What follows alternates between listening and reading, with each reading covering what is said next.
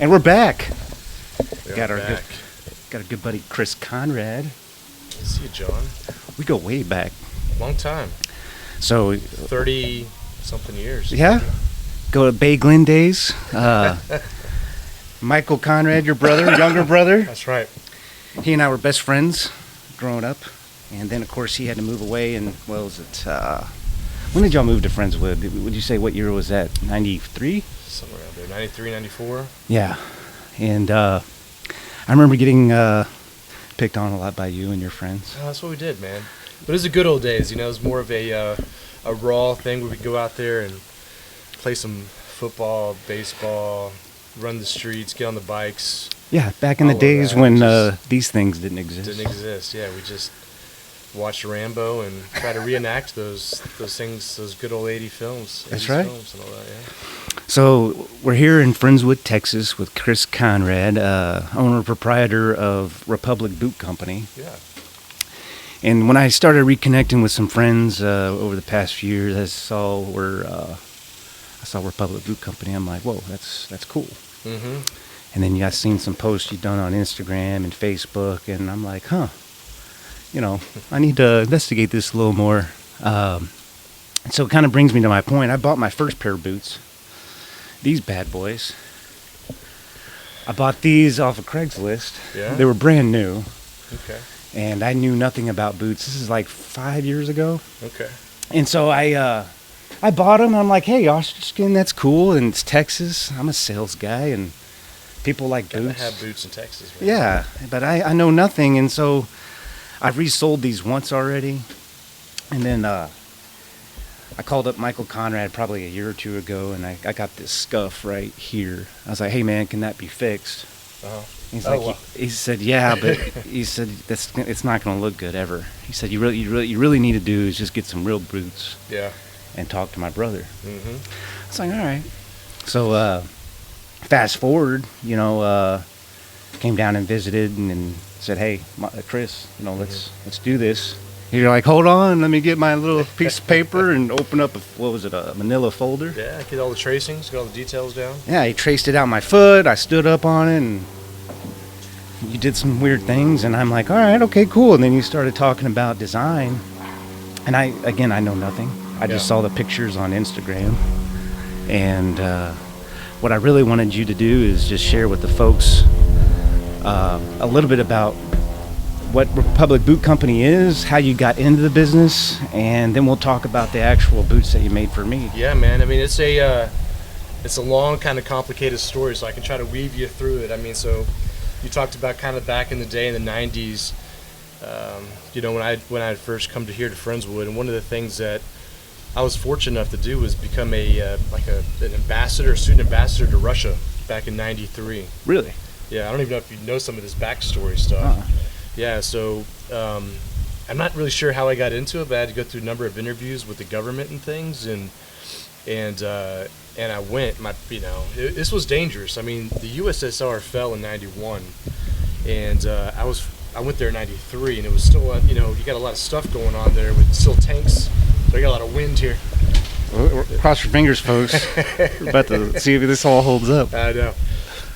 So I went over there, and it was, this is raw before you had a lot of footage on really what's going on there. But we still had tanks in the streets, and we were meeting the government officials, and those buildings got shelled a week after we were there. And I spent time in orphanages and all kinds of stuff to understand the people. What our government wanted us to do was to, explain democracy to these people coming out of communism and the iron grip of USSR stuff, even though it's still like that anyways. But what it did for me definitely was change my perspective on the world and understand there's a bigger world outside than Friendswood, Texas, or Texas in general. It was pretty raw. It was awesome. So that was the bug that really kind of started my eagerness to see more and travel and adventure. And I always kind of had this super Texas ambition plus general sense of let's go see the world. And so, kind of weaving my way through life. I Texas A&M engineering, and I was trying to get student abroad programs, but they didn't have that for engineering. And I wanted to be electrical engineer, and that's kind of how I got an A&M. But then I switched when I realized that the oil and gas industry would actually give me more of a broad opportunity to see the world and travel. And that's why I went into working in that arena. When I did that, straight out of school, kind of talking earlier about I'm going back to Italy with the family here in the next few weeks. But when I did graduate at A&M, I went straight to Italy and lived there. And I thought it was going to be pasta, Ferraris, models, and all of this, how they glamorized Italy. But it was pretty raw. I mean, we're in a small little village in the middle of nowhere. Wife comes over there, just got married, and she's washing the clothes in the bathtub, and couldn't speak any Italian. Nobody spoke English. And but those perspectives of going through something that hard and difficult gives you a better sense of the good stuff on that. So we would travel and I loved history and culture and met a lot of really good people. Well, that is 20 years of traveling and seeing the passions of the Italians and their cultural things that they really love, their wines and then their leathers and products. And then from there I'd travel a lot to Japan, and they would just go into the details of samurai swords or soy sauce, whatever their cultural thing that we kind of identify. But everywhere I was traveling, people are like, "Oh, Texas cowboy," and I'm like, "Hell yeah, that's right, man. I am. I'm gonna embrace that stereotype." And I'm a proud Texas guy, and I'd explain to them, "Hey, we were our own country, Republic of Texas, and we joined." Nobody knew really the real history of Texas, and I would try to really be the ambassador of Texas. And so when I finally moved back in the early 2000s, I would bring a lot of people that I met all over the world to Texas, and they wanted something that's really, identifies with the cultural thing of Texas, and it's hard to find, to be honest. I send to the Galleria, they get some tchotchke crap from China, and they're like, "Oh, it's a Texas snow globe." I'm like, "Well, what in the world? Come on, we're better than that." Wow. And so that was the launching pad where I said, "You know what? I'm just going to do this myself." And I liquidated everything I had in my 401k at that time and set up a small shop with those funds to do this in Katy, Texas. Okay. Wow. Didn't know anything about retail, and I was doing multi-million-dollar accounts with oil and gas companies and thought I knew everything, but this is a different world, completely different world. So all in. So this is what would you say 10 years ago? That was 2010. It's a little more. Wow. Yeah, about 12 years ago. Decided to do it. Opened the shop in 2012, but kind of started online first. So I knew, kind of did it backwards. So I understood the product lines. We didn't have boot makers. To create this, custom boots is not, say, like making ice cream. It's not a bunch of ingredients into a machine that's readily available. You have to have the right guys and stuff. And so we've been real blessed, and again, just grinding it slowly. We started making handmade products. I met some guys that made belts and bags and wallets and things like that. And I went to some boot makers. We were designing boots and putting them on the shelf. I did have a custom boot maker in El Paso at that time, but it was just a little bit more difficult. I saw that people are gravitating towards this customization, this uniqueness factor, because everything in our world is throwaway commodity and all that. And I was like, "Oh, I'm gonna grab onto this thing," but not just the thing, the product, but also the experience. People wanted the full package, meaning that they wanted the history, they wanted to be educated on that, they wanted the music aspect, they wanted the feel, the authenticity of our culture. So I was trying to blend this thing, and again, it's an evolution. We moved from the suburbs of Katy. I had a shop in Austin, and Austin was weird, right, as we say, right? But it was great because I got to meet a lot of tourists from all over the world that would come in and want that experience. We're doing stuff like having a horse come into the store with a guy playing on it, and people lose their minds, you know?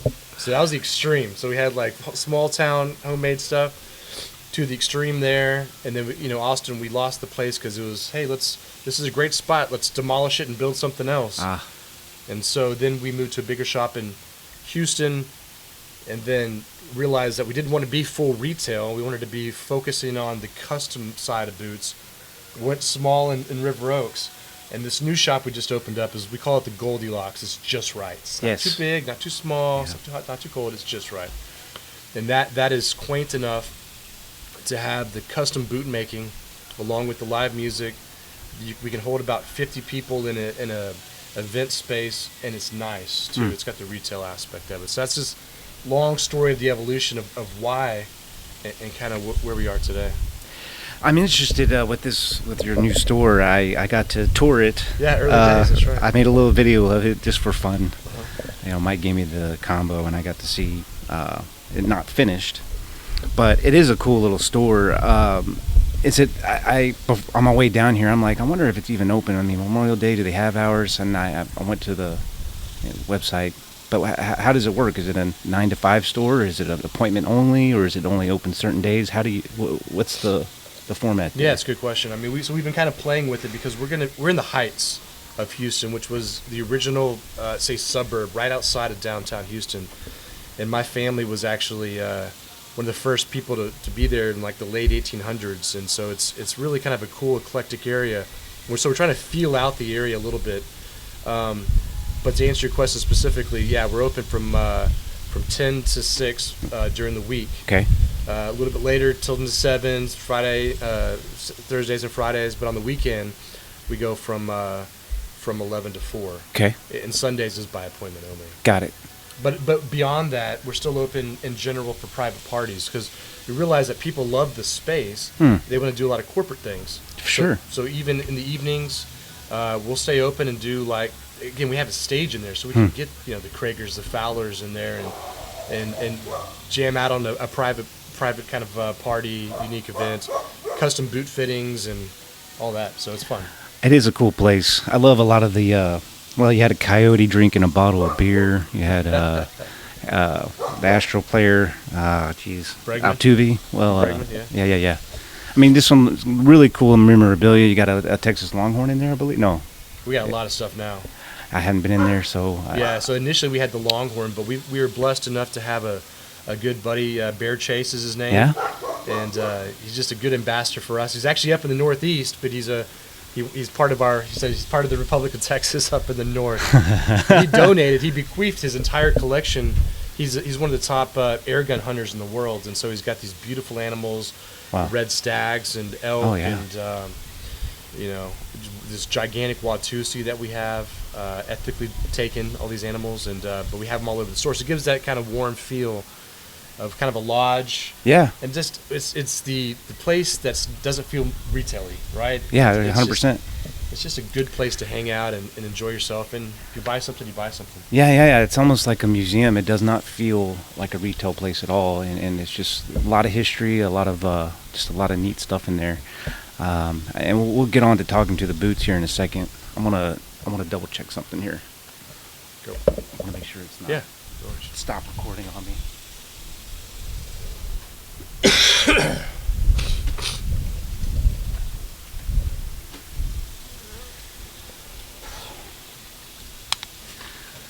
One of the things I was worried about is because I'm new at this, I have a Bluetooth thingy. I just want to make sure it's capturing everything we're saying. I'm hoping. Yeah. I like the raw factor, man. We're out in the backyard, and it's not studio. It's flags flying Memorial Day. It's cool. Yeah, it could mold into something different, but for now, it's just catching up with friends and family. Yeah.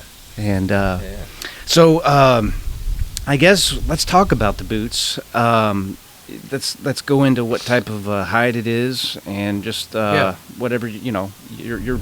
So for sure. So we're known as a custom boot maker. So we're one of the only people in the industry that has this thing, which is the custom boot, which means that it's bespoke fit, bespoke designs But we also have a stock line of boots, just to kind of put that out there as well. Most people in the industry, you think cowboy boots, you think like the Lucchese's and Tony Lama and all those guys. The majority of what they maybe initially were some custom boots, but they moved in. They're bought by holding companies. Berkshire Hathaway, for example, owns Nakona Just and Tony Lama. And so they do stock lines. These stock lines are sold through distribution like a Cavender's, a Schepler's, others. On the other side, you have the custom boot people. A lot of them are craft, meaning that they take like a year and a half and such or longer, and they're real specialty kind of niche. We're trying to be both, right? We are both in the industry. So we've got this amazing thing that we can create for you, or you can take something off the shelf. Through that evolution I was talking about earlier of how we became to where we are now, we were really blessed to have one of the best boot makers in the world named Raul Cerrillo and his family come to us. And when I first started, I had a bunch of different boot makers from around Houston, and picking, again, we're dealing with artists here. These are not, it's a different breed of people. Fantastic, but just kind of hard to manage sometimes. Some of these guys learn their craft in prison or other things. So to manage, the first guy that we had was a bank robber, right? And he was just great, but he was a little bit unstable. And he passed, and at that same time, I had another guy come to me, and he said, Chris, I had a vision from God to come to you. I was like, okay, sure, whatever, but I'll give you some work. And so he started crafting, and I was like, wow. And people would come in, he's like, do you know who this guy is? This is one of the top boot makers in the world. He made boots for John Wayne, Steve McQueen, and Roy Rogers, Pamela Anderson, all the famous people that wanted custom boots. He was the boot maker. And I was like, okay, this is becoming more real. And so we found out, Raul was a preacher, just a good man, and he had this vision to come to us, and we've taken care of him and his family and really kind of built this business. So as we went from that big store to the small store, now to this Goldilocks thing, we've really had his best interest and his advice as we've gone through this. And, and we don't move past getting additional boot makers and things without his blessing or the details of the boots. We don't change anything unless we run it, of course, by him. So that being said, kind of a backstory to fantastic craftsmanship and some of the details. So everything on this boot is leather. So some people think this is like wood, or there's different wood pieces in the boot. No, you have different kinds of leather. You have a veg tanned leather that is a much stiffer, harder leather, but it's got to have a lot of oils in it to make it flexible and pliable. Because when you start wearing the boot, it's going to conform to your foot. And a lot of that is the outsole and the insole here, with your foot sinks into it, kind of like a baseball glove. A baseball glove, is real stiff, but you start working it, the oils and the movement allows it to be like your hand. This is the same thing, but it's like your foot. On the inside of this boot, we have calf. So some of the cheaper boots, not to knock boots. We don't. By the way, we don't knock boots. We say there's different styles of boots. If people want to get a cheap boot, just to be a cowboy for the day kind of thing, these are boots you're going to wear every single day. So some of those cheaper stock boots utilize pig lining, like a football or something. Well, that gets crusty and hard when you have leathers or just time wearing it. But if you use calf, the fibers of every hide is a little bit different. But that calf conforms and stays supple and soft for years, forever, right? So what we have on the outside of this is called the vamp of the boot, right? Okay. So what we decided to do here is do something really unique. So we got a lot of, instead of doing a plain cowhide or a calf skin, we did something a little bit more gnarly. This is a Cape buffalo from Zimbabwe that we get. Everything's through CITES permit, so we do a little ants on you in our raw thing. That's right. You just got to keep it raw. So we get, everything is ethically sourced, meaning that we have permits on everything that we take, and so we got the lion claw marks. You got kind of the wear of the African safari on your boots here. Yeah. That kind of keeps it interesting and cool. You sent me a picture of a lion tackling one of these buffalo. I was like, that's dope. Yeah, that's right. Because it's real. That's how because they don't go and farm raise these, Sure. like some other things. you got to take it. It's like we also get hippo as well. Really? And you can't farm raise a hippo. No. You can't put it in a pen or something like that. You can't go kill them either. They've got to be culled or taken by nature as well. So you have a lion, kill it, find it on the side of the riverbank. Sure. Something like that. Same thing with these things. Wow. On top, this is the top of the boot. This is all calf. And we have the Republic of Texas, stretching into Wyoming at the very top, Colorado. So you got Vail, Steamboat, all these great places that we'll take back one day. Maybe later on, we'll just go up there and to your territory and take it over. need it back. All inlaid, so there's different processes here on how we actually create a design on the top. Okay. We can tool it and cut leather and things, which creates a masterpiece. You can see it on our website, republicbootcompany.com, by the way, if you want to see some of the details. But this is an inlay. It gives a lot of high contrast and gives the different colors, which makes it really pop. Yep. Of course, you don't typically see this because it's underneath your jeans. Yep. But I always pull mine up, you get you a couple do. beers, you got it, or Show 'em whatever, you off, got to show them off. And just to keep the continuity of the boot, the pulls, this is the pulls where you kind of pop the boot on. We've got the Cape Buffalo on top with the Jonathan McJunkin inlay and bone color there. Yeah. This is all hand done. So these are stacks of leather, of this veg tan leather that is shaped and molded. So it's all hand cut. Merle does that. I've tried it, almost cut my arm off trying to do it. Wow. And then you got to mold it, on a sander. Wow. And then inside here you have a shank that keeps the rigidity of the actual boot together. And then it's all pegged here. We use brass clinch nails that go around and hit it, and they clinch around so you never separate. Wow. We can also do these in limit pegs, but also even with that, they can back out and stuff. So if you're going to use the boot, depends what you're using the boot for. Yeah. And if you're going to wear the crap out of it, which I know you're going to, we want to make sure that this thing doesn't back out and keep the integrity of the boot together. We can also do work boots, so we put rubber soles on them. You can put Vibram soles. We can do some creosote welting to keep the boot together down here. Okay.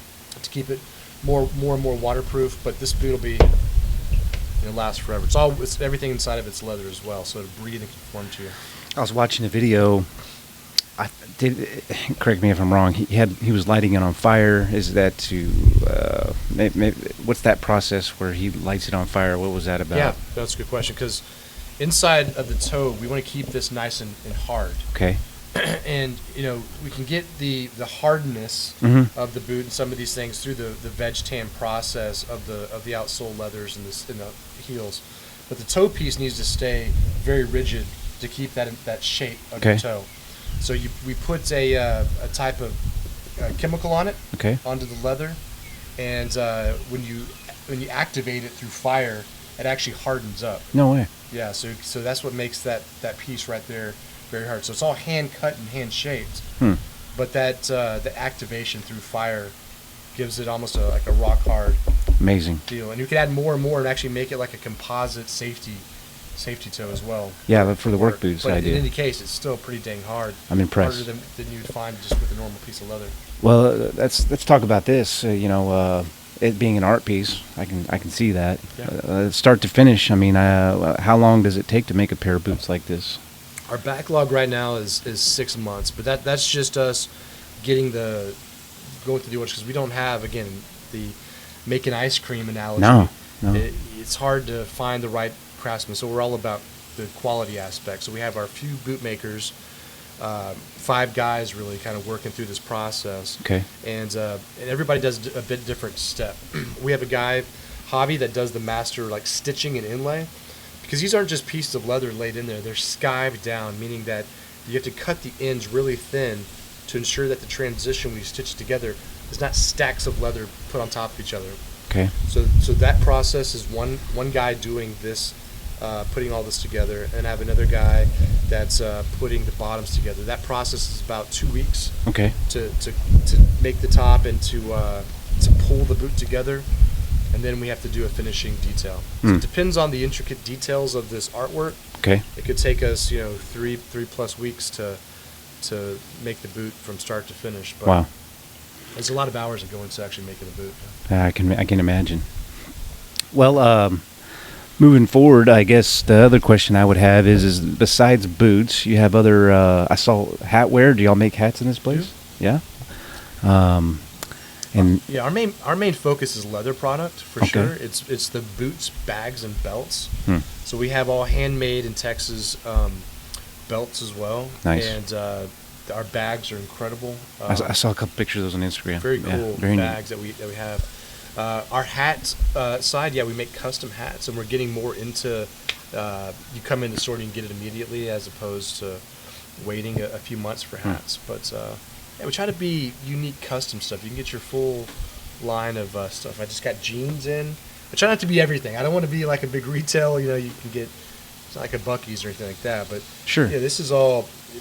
This supports Wounded Warrior program. Oh, really? Yeah. Wow. It's a pretty neat deal. They got some stretch in them. Just because we found it's weird, Even if you go on Amazon, I was looking for my Wrangler jeans. They don't have any. It's unbelievable. Like you cannot find like the good quality like a particular brand of Wrangler jean. I can't find. But these are dungaree. Again, they are in the community. They do a lot of donation Wounded Warrior program. And it was brought to us by our guy that makes our custom suits as well.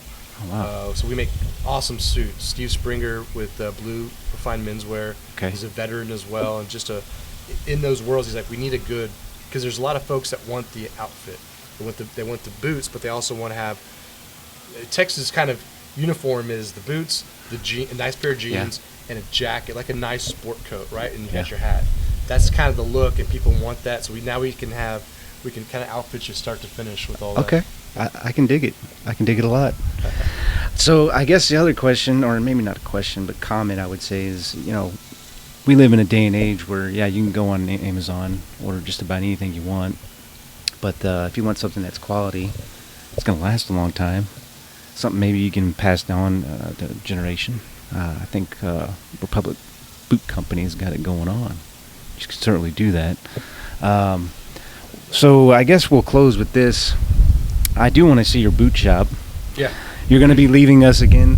The end of the next month, end of June, and coming back again every 30 days on, 30 days off. That's kind of exactly deal. Right, yeah. Maybe later on this summer we can do another little quick sesh in the boot shop. I mean, I want you guys to see it. I mean, it's really unique. I mean, what I'm also doing right now is I'm putting a big old school neon outside. Oh, really? So I'm just waiting on city permits and approvals. I've been working on that for 2 years. Yeah. It's a long process. Did you? I don't know if we can talk about this. Who cares? The door in the front. Oh yeah. What was it called? The little speakeasy. The speakeasy. Yeah. Did we lose that? Is it back up or is it? It's not back up yet. Dad darn it. Yeah, waiting on the once I get the full permits to put the big sign up and I get clean with the city. Because I wanted a place that was historic in the Heights. Yeah. My family was there, the 1800s, the whole thing, in a historic building. But when you start saying all these historic, I'm in a historic building, in the historic neighborhood, inside the Heights, inside the city of Houston. So you got these layers of approvals, and everybody's got their opinion. Yeah. So I've got to get through that. Once I get through it, we're going to put those doors back up. Okay. And we'll have the private party. You here for Kevin Fowler or whatever? Nice. Come on in. We'll do that. So it's going to get cooler and cooler. Oh, it already is cool. It's a fun experience, man. Well, one thing about you, Chris, is that you go all out. You got to show, if you can show on the camera, your candles. Oh yeah. Is it right here? Yeah. So this is my Texas, right? And then I got burn the candle at both ends, right? So I work hard. I travel around the world. I'm all over the place, but I also work on this boot shop and do everything for Texas. And then of course I travel, like I said, and I've lived everywhere, and Christ watch over me through these travels. My angel wings just gotta keep me alive. God bless you, man. I think what you're doing is awesome. And I come back here and I'm getting sick, from the Texas pollen. Yeah, right. The Kazakhstan and Ukraine and Russian stuff doesn't kill me. That maybe will, right? Maybe pollen will kill me in Texas. Only the good die young, Chris. Yeah, that's right. You're gonna live a long life. All right, man. That was. Am I bad? No, you're good. You're good in a bad kind of way, bad in a good kind of way, or good in a bad. Think about that for a second. You're a good dude. You're good peeps. All right, man. We're out. Thanks, Sean. All right, let's see if we That was good, man. Thank you. Yeah. 30 minutes, that's perfect.